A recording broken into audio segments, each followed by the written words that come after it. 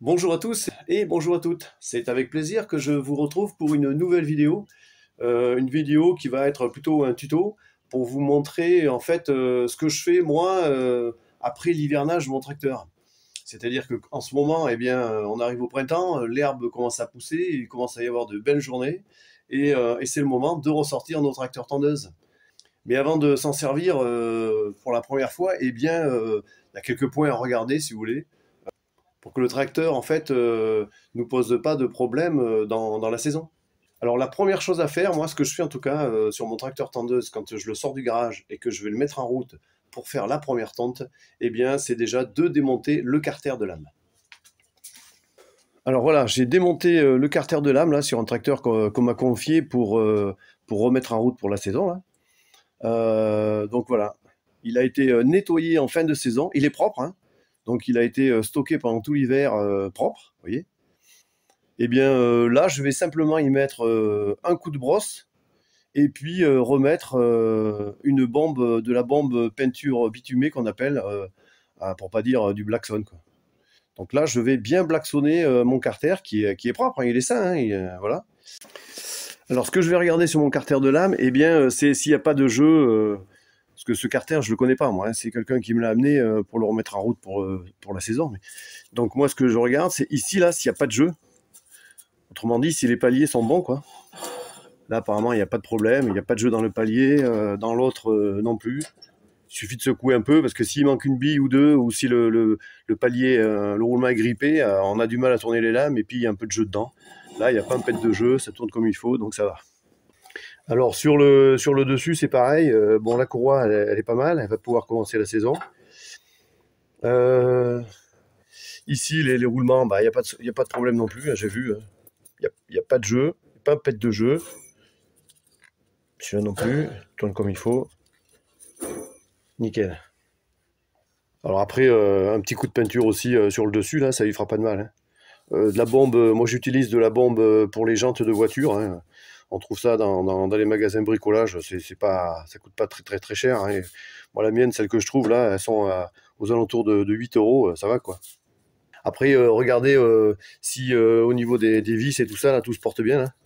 Il n'y en a pas une dévissée. Alors après, s'il y a des articulations, comme ici, ouais, là il y a une articulation, bon ben là, n'hésitez pas à prendre votre pot de graisse, le pinceau, et badigeonner tout ça de graisse, hein. Tout ce qui est en mouvement, je vous conseille de mettre de la graisse, hein, la graisse au pinceau, voilà. Alors bien sûr, sur le carter, ne pas oublier l'affûtage des lames, hein.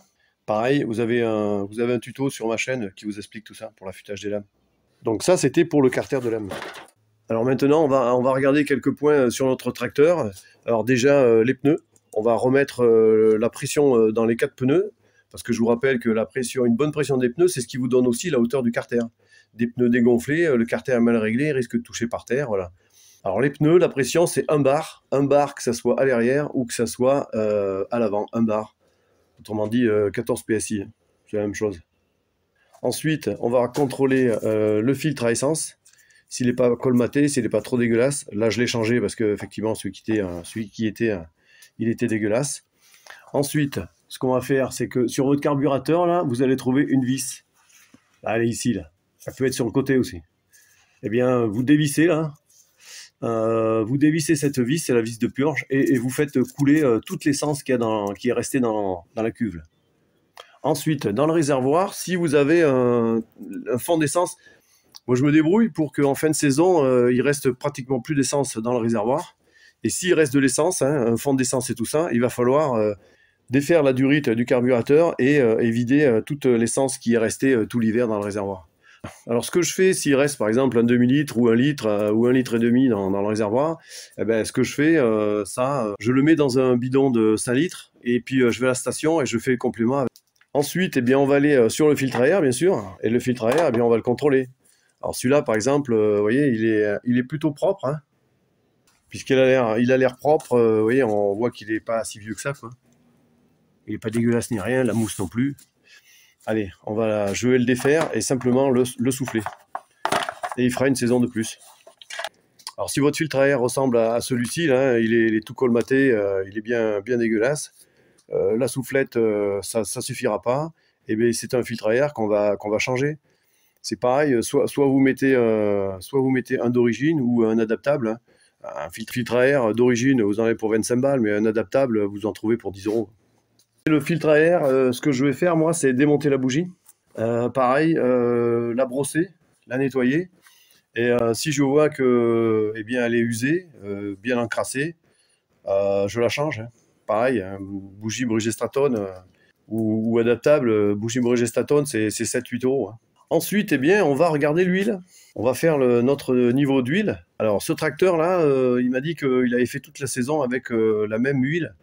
Donc, ce que je vais faire, moi, pour le remettre en route, eh bien, je vais faire la vidange. Vous avez une vis ici, on ouvre, on met le seau dessous, et puis on fait la vidange.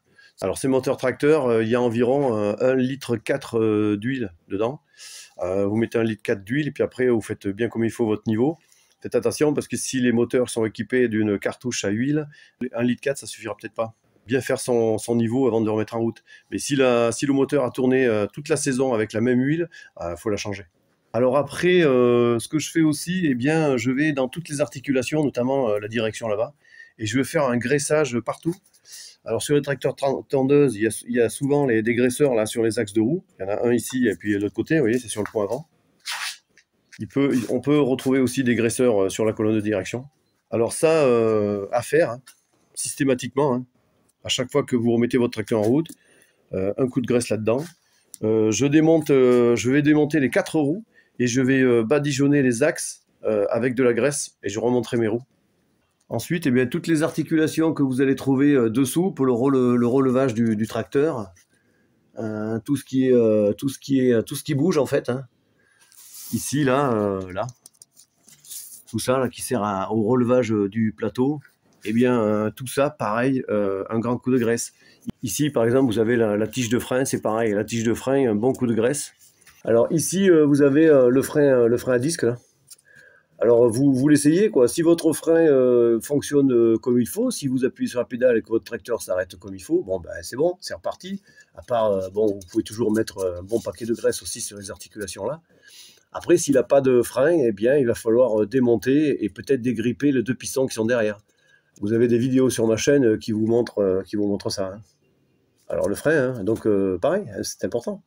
Alors après, ce que je fais aussi, eh bien, c'est on va aller contrôler nos courroies. Ça, c'est par exemple, c'est la courroie d'avance.